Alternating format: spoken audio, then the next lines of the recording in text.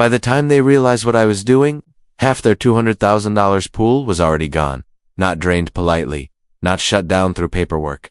I mean gone, minus 21,000 gallons of bright, HOA approved, family-friendly water getting ripped out through a diesel pump loud enough to rattle the glass in their clubhouse windows. I didn't say a word. I just stood there, arms folded, watching it happen. Because here's the part nobody saw coming, that pool. It was built on my land. Now, I'm not the kind of man who looks for trouble. Never have been. My name's Garrett Wolfson. I'm 58 years old. I've spent for decades working diesel engines, fixing things most people replace, and living on the same 34 acres my grandfather carved out of Texas dirt in 1951. This land doesn't just belong to me on paper. It belongs to me in a way paperwork can. Explained out every fence post. My grandfather set it every boundary line. Measured, hammered, and recorded before most of Calderwood Pines even existed. So when someone tells me where my land begins and ends, I don't guess. I know the first time Dorinda Yenzi showed up, I should have recognized what she was. Some people walk up to your door like neighbors. Others walk up like they're already in charge. She was the second kind. White Cadillac Escalade parked at the edge of my gravel. Drive clipboard in hand. Pen clicking like she was keeping time. No greeting. No small talk. Just construction begins Monday. Sign here. That was it. No explanation, no discussion. Just expectation. I didn't take the pen. Didn't even look at the paper. More than a second. Because there's a certain tone people use when they think they've already won. And she had it typed. Smile. Eyes. I didn't ask. Just waited. Like my signature was a formality. She'd circle back to later. You're gonna have to explain that, I told her. Still calm, still polite, because I hadn't decided yet whether this was ignorance or something else. She adjusted the clipboard slightly, didn't step back, didn't soften. Our survey team has confirmed the southeast corner of your property falls under a community drainage easement. We're installing a shared-use amenity. Shared-use, amenity, those words told me everything I needed to know. I'd heard enough. I looked at the paper properly. It's time, stamped, typed, official-looking, the kind of document designed to convince people who don't double-check things. I handed it back. That lands on my deed, I said. No easements. She smiled. Not a friendly smile. The kind people use when they think you're behind the curve. You may want to have your records reviewed, she said. I nodded once. You may want to check yours. She wrote something on the clipboard. Didn't argue, didn't push, just turned, walked back to her Escalade, and drove off, like the conversation was already finished, like I'd catch up eventually. I stood there a while after she left. Gravel settling, dust hanging in the air. That quiet you get when something's just shifted. Slightly out of place.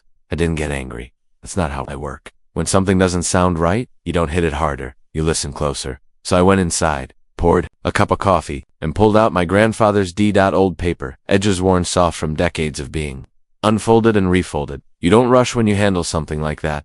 Southeast corner, clear as day, no easement, no exception, just land. My land. That should have been the end of it. A misunderstanding, a bad survey. Maybe a correction letter a week later. It wasn't. 3 weeks later I woke up to the sound of diesel engines. Not far off. Not passing by. Right there. I stepped out onto the porch and saw them immediately. 2 excavators, parked exactly where my southeastern boundary sits. Engines idling, like they'd been expected. And that's when I knew this wasn't a mistake. A man in a hard hat walked toward the fence line when he saw me. Sunburned mid-30s. Working guy. The kind who doesn't ask questions beyond what's on the job sheet. Morning, he said. Bryce, foreman. I walked down slow, didn't rush, didn't raise my voice. Who told you to start digging? I asked. He didn't hesitate. Permitted project. County approved HOA job. That word again. HOA. He spread the drawings across the hood of his truck. Stamped. Approved. Signed off. Pool's going in right along here, he said, pointing. Drainage corridor. Easement section. I looked at the paper, then I looked at my fence, then back at the machines sitting on my land. Filed the permit, I asked. HOA hired a surveyor, he said. Developer handled submission. I nodded. One slow nod. And anybody check the actual deed on this parcel? He blinked. Just once. That's not my department. No, it wasn't. And right there, I made a decision, not to argue, not to stop them, not yet. Because once you start, yelling people stop listening. But when you let them keep going, they leave evidence. And evidence wins. I shook his hand, told him I'd be in touch, turned around, walked back to the house, didn't look back, because I already knew this wasn't going to be solved at the fence line. This was going to be solved properly, and they had just made a very expensive mistake. I didn't go back to the fence that morning, didn't raise my voice, didn't call the sheriff, didn't even tell them to stop, because by the time people bring in heavy machinery, They've already convinced themselves they're right in arguing. With that kind of confidence, waste of time. Instead, I went inside, sat down at the kitchen table, and made a list. Short list. Simple list. Find out who approved it. Find out what they filed. Find out where they went wrong. Because I just hadn't seen it yet. First call I made was to my cousin Harlan. Now Harlan Dub doesn't look like much if you don't know him. Retired, quiet, lives in a house full of file boxers and coffee cups. But for 40 years, he worked as a title examiner. That means one thing. If there's a mistake buried in land records anywhere in Texas, Harlan can find it. He picked up on the second ring. Garrett, he said, like he already knew this wasn't a social call. I've got a situation. I told him. He didn't interrupt. He didn't ask questions yet. He just listened while I laid it out. HOA, excavators, permit, drainage easement claim. Then I gave him the parcel number off my deed. And the permit number Bryce had shown me. Give me 20 minutes, he said, then he hung up. I set the phone down, poured another cup of coffee, and walked out to the barn. Not because I needed to, because thinking's easier when your hands are busy. I spent that time doing small things. Checking a fuel line on the tractor, tightening a loose bolt that didn't really need tightening. Listening, because the sound of those excavators carried low diesel rumble, metal biting into dirt. Steady, mechanical rhythm of something being built where it shouldn't be. 23 minutes later, my phone rang. Harlon. He didn't waste time. Garrett, he said, they built on your land. Full stop. I leaned against the workbench, didn't say anything. Let him keep talking. There's a transposed parcel number on the permit application, he said. 2 digits switched. I closed my eyes for a second. That was it. That was the crack in the foundation. In a legal description, Harlan continued, that kind of mistake doesn't shift things a few inches. It shifts them a lot. How much, I asked. About 90 feet. 90 feet. I didn't need a map. I knew exactly what sat 90 feet inside that line. The southeastern corner. My southeastern corner. They filed under the wrong parcel, Harlan said. County approved it based on that. I nodded slowly, even though he couldn't see me. And what does that make the permit? I asked. He didn't hesitate. Worthless, say. There it was. Clear, simple. No gray area. A permit issued on the wrong land. Doesn't give you the right to build on the real one. They don't have an easement, I asked. No record of one, he said. Not past or present. I looked out toward the southeast corner. Couldn't see the machines from where I stood, but I could hear them. Still working. Still digging. Send me everything you've got, I said. Already pulling it together, he replied. We hung up, and just like that, this stopped being a misunderstanding. It became something else. I didn't go back out there. Didn't stop the work. Didn't even acknowledge it, because now I knew something they didn't. Every minute they kept building, they were digging themselves deeper. That's when I started documenting. Not casually, not halfway, I mean properly. I borrowed a trail camera from my neighbor, Cliff, the kind hunters use during deer season, mounted it on a fence post with a clear view of the entire construction site. Then I walked the boundary line with my phone out. Camera rolling. Slow. Steady. Narrating. Everything. Southern fence line. Original posts intact. Excavation extending approximately 15 feet past boundary. No emotion. No commentary. Just facts. Because facts don't get argued in court. They get accepted. I filmed everything. Every machine. Every stake in the ground. Every load of dirt moved up by the time I was done. I had over an hour of footage. Boring to watch. Perfect for evidence. Then I went back inside and opened the Look PBOX. It sits under my workbench. Fireproof, heavy smells. Like oil and old paper when you open it. Inside was everything that mattered. My grandfather's deed. My father's probate records. And the 1962 survey. That survey is something special. Hand-drawn. India ink. Faded just enough to remind you how long it's been around. I laid it out on the table carefully. Smoothed the edges.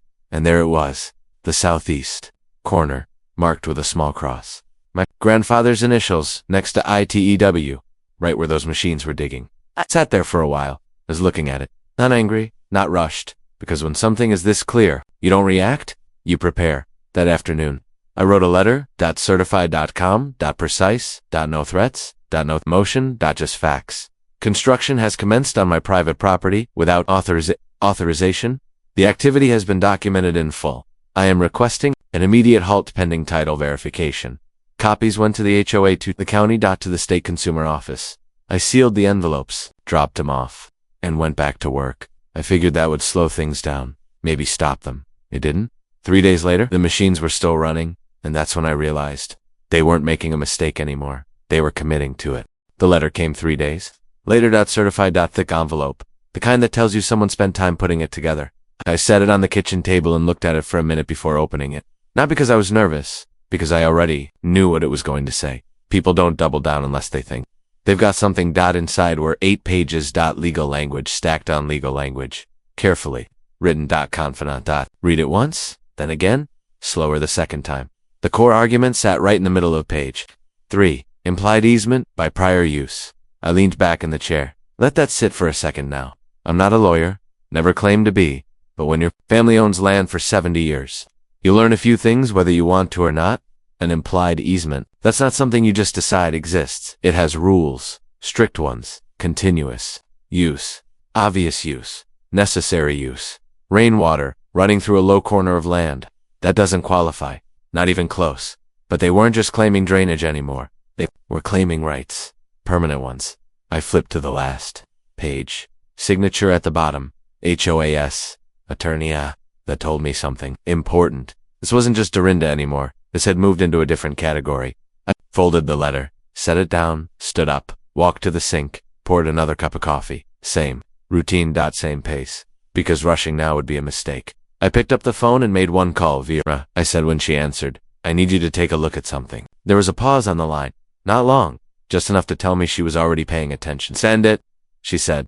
Vera Ashcroft doesn't waste words. Never has. I'd heard about her long before. I needed her. Most aggressive real estate litigation. Attorney in Kerr County. People say a lot of things about lawyers. Most of it noise. But every now and then, you hear a name come up more than once. Always in the same tone. That was Vera. I sent her everything. My deed. The survey. A permit number. The HOA letter. Then, I waited. 40-8 hours. Didn't call her, didn't check in because people like Vera don't need reminders. When the phone rang, I was out by the fence line, watching them pour concrete. I let it ring twice before answering. Garrett, she said. Her voice was calm. Even. But there was something under it. You read their argument? I asked. I did. Pause, and another pause. Longer this time. Then she said something I'll never forget. Garrett, that might be the weakest easement claim I've seen in 10 years. I let out a slow breath. Not relief. Confirmation. They don't have it. I asked. No, she said. Not even close. I leaned against the fence, watched one of the machines swing wide with a load of dirt. What about the permit? I asked. It's void, she said. Wrong parcel description. That alone kills it. There it was again. Simple. Direct. But they're still building, I said. I know, she replied. Another pause.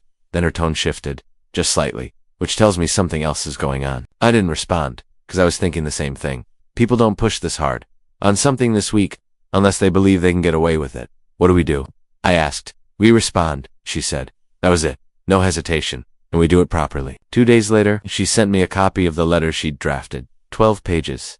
I read every word. It didn't sound angry, didn't sound aggressive. It sounded final, line by line. It dismantled everything the HOA had claimed. No valid easement, no legal basis for construction, permit issued under false description. Then it went further. Demand to cease construction immediately. Demand to preserve all internal records. Demand full disclosure of how the permit was obtained. I stopped reading it. One line? Read it again. Litigation hold.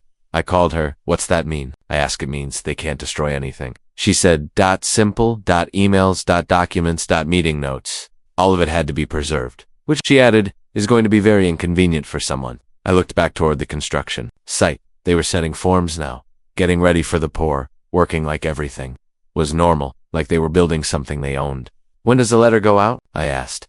Already did, she said. I checked my watch. I was fast. I don't wait, she replied. No, she didn't get it. I hung up and stood there for a while, watching, listening, because now something had changed before. This had been a dispute. Now, it was a problem, and they just hadn't realized it yet. A week later, the concrete was poured.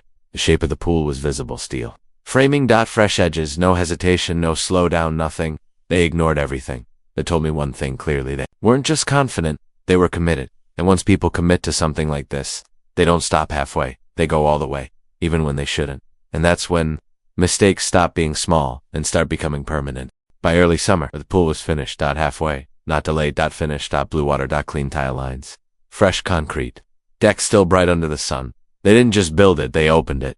There was a ribbon cutting. I know because I saw the photos. Someone from the neighborhood sent them to me. Didn't say anything. Didn't send them to Dorinda. Stand in front and center. SUNDRESS. Oversized scissors. Smile wide enough to sell the whole thing as a success story. Behind her, the pool. My pool. Except they didn't call it that. They called it the Calderwood Pines. Community Aquatic Center. I looked at the photos for a long time. Families gathered around, kids already in the water, string lights hanging from a cedar. Pergola. It looked normal. That's the part that gets you. When something wrong is presented well enough, it starts to feel right to everyone watching. I set the phone down, didn't react, because by then, I understood something clearly they weren't going to. Stop. Not because they were right, because they'd gone too far to turn back. 2 weeks later, the bill arrived. Plain envelope, professional header. I opened it at the kitchen table, same place everything else had started. Calderwood Pines, Homeowners Association Community Amenity Maintenance Assessment, total due $1,847. I read that line once, then again, my proportionate share. It said. I sat back in the chair, let that settle, because there's a certain kind of nerve it takes to build something on someone else's land, and then charge them for it. I flipped the page. There it was. Section. Reference. Legal language. They claimed I was now part of their service area, that I was benefiting from community infrastructure. Whether I agreed or not, I stared at that sentence for a long time, because that wasn't just bold. That was something else entirely. I didn't crumple the paper, didn't throw it away. I set it down carefully. Then I picked up the phone and called Vera. She answered on the first ring. I just got billed for the pool. I said. Silence. Not confusion. Not surprise. Just silence. Send it. She said. I did. 40 minutes later, she called back. Garrett, she said, I need you to listen carefully. Her tone had changed. This wasn't routine anymore. Read their provision, she said, and they left something out. I leaned forward slightly. What? The part that makes it legal? I didn't speak, because I already knew where this was going. That section they're quoting, she said, it requires written consent from the adjacent property owner. I nodded slowly. My signature, I said, is pause, which they don't have. I looked at the bill again, still sitting there, still asking to be paid. So, what does that make this? I asked. Another pause. Then she said it plainly. Fraud. Not a suggestion, not a theory, a statement. I leaned back in the chair, because that changes things. There's a difference between being wrong, and knowing you're wrong, and pushing anyway. They built it, I said quietly. They opened it. They're billing me for it. I know, she said. Another pause. And now we respond. That same line again, but this time, it meant something different. Because now, this wasn't just about land anymore. This was about intent. That night, every board member's car was parked at Dorinda's house. I didn't see it myself, but Phyllis Carnahan did. Phyllis lives 2 lots over from the pool. Retired school teacher, the kind of woman who notices everything and forgets nothing. She sent me a photo. No, message. Just headlights lined up outside Dorinda's place. Emergency meeting. Damage control. By the next morning, word had already started moving through the neighborhood. Not officially, not in writing, but quietly. Garrett Wolfson was trying to shut down the pool. That's how it started. By the end of the week, it had evolved. I was the difficult rancher, outsider. The man trying to take something away from families, from kids, from the community. They didn't mention the land, didn't mention the permit, didn't mention the bill. They just told a better story, and people believed it, because it was easier. There was even a poll. Online. Double quotes. Should our pool remain open for our families? 93% said yes. Of course they did. Nobody votes against something they think belongs to them. I didn't respond, didn't argue, didn't explain, because none of that matters. When people are operating on half the truth doesn't spread through arguments. It shows up later, when it can't be ignored. A few days after that, the county showed up. One truck. Dusty. Unmarked. Officer named Dale. Strunk. He walked the property slow, checked the cattle, looked at the water, lines, didn't rush, didn't assume. After 20 minutes, he came back to the gate. Everything looks fine, he said. I nodded. Thought so. He leaned against his truck for a second. I've seen calls like this before, he added. Didn't need to say more. We both knew who made it. He left, dust trailing behind him. And just like that move failed too. I stood there watching his truck disappear down the road. Because something was becoming clear. They weren't solving the problem. They were trying to manage it. Control the narrative. Pressure the edges hoping I'd fold. Most people would. That's the truth. Most people see pressure from every direction, and they give in. Not because they're wrong, because it's easier. But I wasn't interested in easier. I was interested in correct. And by then, I had a feeling this was about to get a lot bigger than any of them expected. When people start pushing from 3 different directions at once, legal pressure, social pressure, and quiet intimidation, it usually means one thing. They're not as secure as they look. By then Dorinda had the neighborhood talking, the HOAS, attorney sending letters, and the county making courtesy visits. On paper, it looked like momentum, but I'd spent 40 years working on engines. And when something starts failing in 3 places at once, you don't chase all 3, you find the source. That's what Vera was doing. While all the noise was happening, outside, she was working somewhere quieter. Discovery now. Most people hear that word and think it's just paperwork. Back and forth requests. Legal formalities. It's not. Discovery is where stories fall apart, because once you're in it, you don't get to choose what stays hidden. You produce everything. Emails, messages, meeting, notes, internal discussions, all of it. Under oath. A had 60 days. Their documents came in 8 days late. That told Vera something immediately. They're scrambling, she said. I didn't ask how she knew. I'd learned by then when Vera says something like that. She's already seen enough. But she didn't wait for their version. She never does. While their legal team was organizing what to send, Vera was already pulling records directly from the county. Permit filings, amendments, ownership records, anything that touched this project. 3 weeks into discovery, she called me. Her voice was different. Not sharper, not louder, quieter. Quieter and meant. I'd learned that quiet meant one thing. She'd found something, Garrett. She said, I want to read you something. I sat down, didn't interrupt, because the way she said it is mattered. It's an email, she continued. Pause. Double quotes from Dorinda. To the surveyor. Another pause. Then she read it. We need that southeast corner included. If we pull the pins and restake it, the drainage argument should hold. For a second, I didn't say anything, because I wanted to make sure I'd heard it right. Read that again. I said, She did. Same words. Clear. Pull the pins. I looked out the window, toward that southeastern corner, my grandfather's land, pins that had been driven into that ground over 60 years ago. Not symbolic, not approximate. Exact or recorded. And someone had gone out there and removed and not by accident, on purpose, to move a boundary that didn't belong to them. That's enough, Vera said quietly. She didn't need to explain. I understood exactly what that meant. Up until that moment, this had been aggressive. Now, it was deliberate. There's a difference between building where you shouldn't and changing the land itself to justify it. One is a mistake, the other is intent. Does the surveyor know what he did? I asked. Another pause. I think he does now, she said. That was all she gave me, but it was enough, because something shifts. When people realize they're exposed. Pressure doesn't just come from one side anymore, it comes from everywhere. A week later, the HOA submitted another batch of documents. Board meeting minutes, written stuff. Mostly. Approvals. Votes. Project discussions. Intel. Vera found one entry, buried halfway through. The night they approved the pool. 4 votes in favor, 1 against. That caught her attention. Because dissent matters. It means someone saw something. The objection was written plainly. I want it noted that the southeast boundary has not been verified against the Wolfson deed, and I am not comfortable proceeding. I read that line twice. Then I looked at the name attached to it. Carol Fenn. She resigned 2 months later.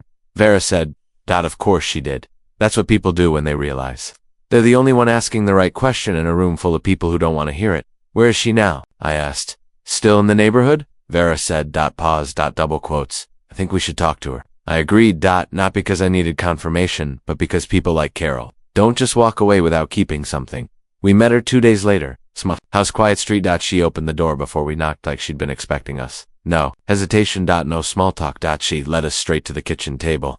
Already set. 3 chairs. Coffee. Ready? And a folder sitting in the middle. Manila. Organized. Labeled. The kind of folder you don't build overnight. I was waiting, she said.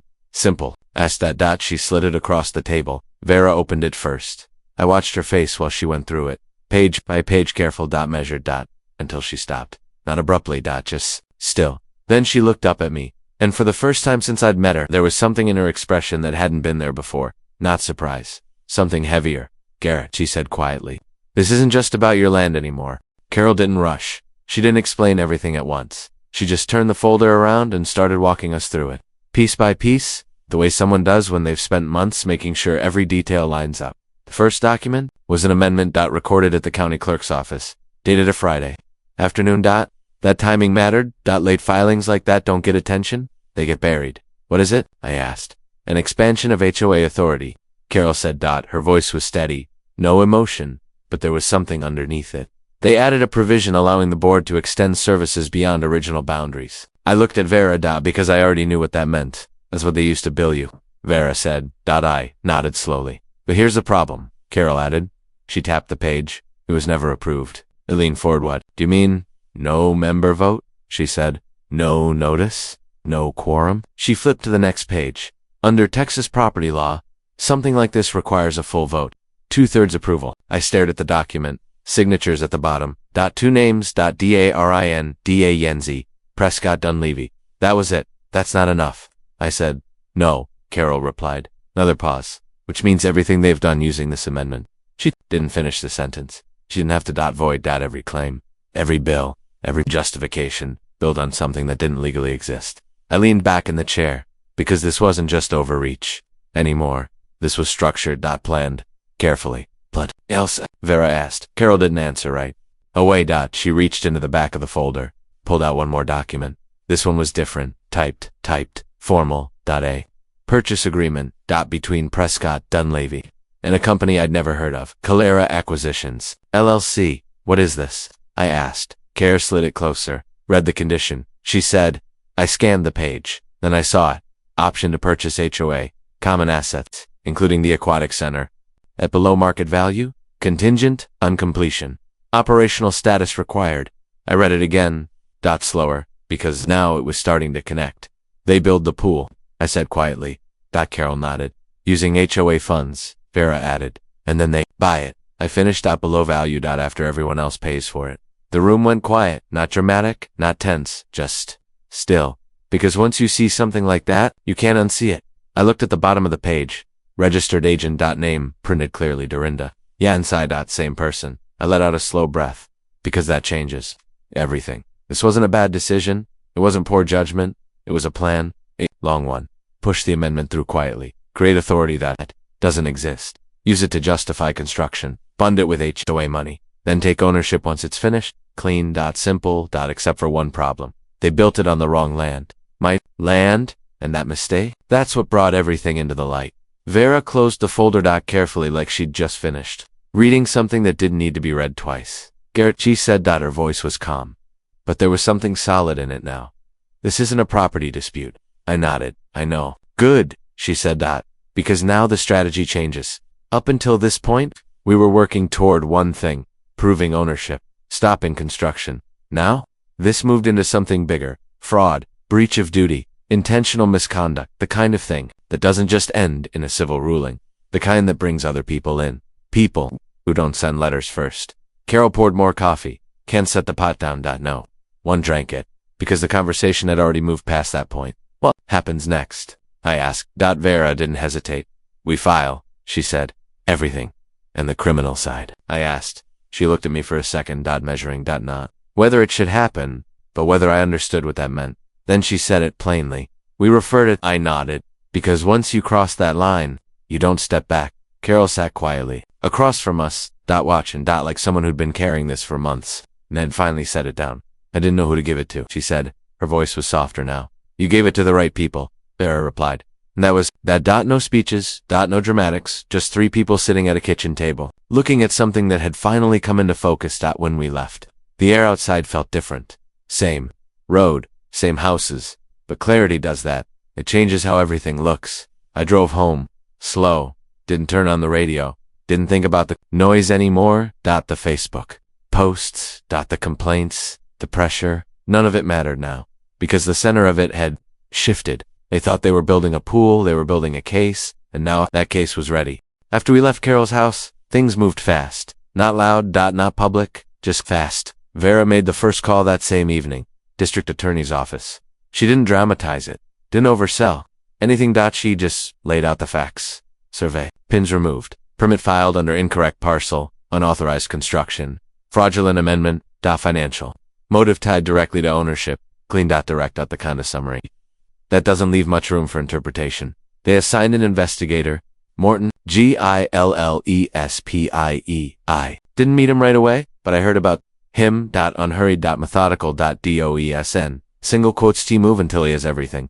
Exactly the kind of person you want looking at something like this. While that process started turning in the background, Vera filed the quiet title action. Now, that's not something most people think about, but it matters. The quiet title judgment doesn't just say, you're right, it makes it permanent. Recorded binding. No room for future arguments. With my deed chain, going back to 1951. The original survey? And everything else we'd gathered. That filing wasn't a gamble, it was a formality. The third move was mine. I called Cliff Drowski. Runs a septic and excavation business, about 20 minutes. Down the road. We've known each other 30 years. He's the kind of man who remembers when you help him, and doesn't forget it. I told him what I needed. Didn't oversell it, didn't dramatize it, just the facts. He listened, then he said one thing. When do you want it done? I gave him a time frame, he said. He'd have the truck ready. That was it. No questions, no hesitation. We sat down later that week and worked out the plan. Not complicated, just precise. Once the court confirmed ownership, we'd drain the pool. Every gallon. Cliff's pump could move thousands of gallons an hour. Wouldn't take long. Then we'd clean it out, strip anything that wasn't mine. Leave the structure, because tearing it out, it's not worth the cost. And I have a better use for it. Something simple, something practical, something that fit the land. While we were planning that side of things, Vera added another layer. Siverico.now. Most people hear that and think organized crime, but it applies anywhere. There's a coordinated pattern of fraud, which this was. Multiple people, multiple actions, single outcome. And it comes with one important detail: treble damages, 3 times whatever the loss is.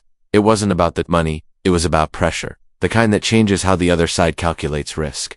When that filing hit, everything shifted. Board meetings ran. Late calls increased. The tone changed. Not publicly, but behind the scenes, you could feel it. Phyllis felt it too. She'd been watching everything from her side of the neighborhood, talking to people. Quietly. By the time Vera gave her the word, she had a list. 61 homeowners. People who'd been paying into that HOA for years, and had no idea where the money was really going. They weren't loud, they weren't dramatic, but they were paying attention now, and that matters more. Meanwhile, Dorinda made her moves. Different kind of pressure. She reached out to people I worked with. Tried to raise doubts. Subtle. Careful. Enough to make someone hesitate, but not enough to be obvious. Problem was the people she called. They called me back, but every time. Word for word. I passed everything to Vera, let her handle it, because at that point, this wasn't about reacting, it was about letting things unfold. Then the countersuit came. Tortious interference. Unjust enrichment.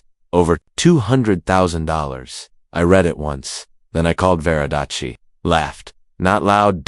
Just enough. They're spending their defense fund. She said, that told me everything I needed to know. When people start throwing arguments like that, they're not building a case. They're buying time. Then came the press. Dorinda tried to control the story, reached out, pitched her version, but she picked the wrong reporter. Because some people don't write what they're told, they write what they find. Public records don't lie. And once those records were pulled, the story changed. Fast. From difficult rancher to something else entirely. Meanwhile, the investigator kept working. Quietly, tracing details, checking timelines, and then he found something. One of the original survey pins, not in the ground, in a scrap, pile dirt still on it. That mattered, because evidence like that doesn't explain itself away. From there, it didn't take long.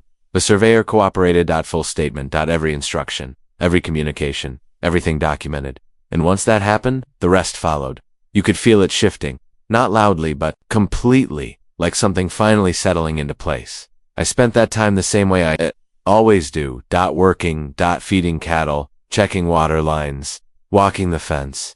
Because when something big is coming, you don't rush toward it. You stay steady. You'll let it arrive. The hearing date was set. Everything was ready. Evidence lined up. Witnesses prepared. Nothing left to guess. The day before, I walked out to the southeastern corner. The pool was still there. Water still. Lights off. In the daylight. Quiet. Like it didn't know what was coming. I stood there a while. Not angry. Not satisfied. Just ready. Because this had never been about winning loud. It had always been about being right. And the next day, that was going to be made official.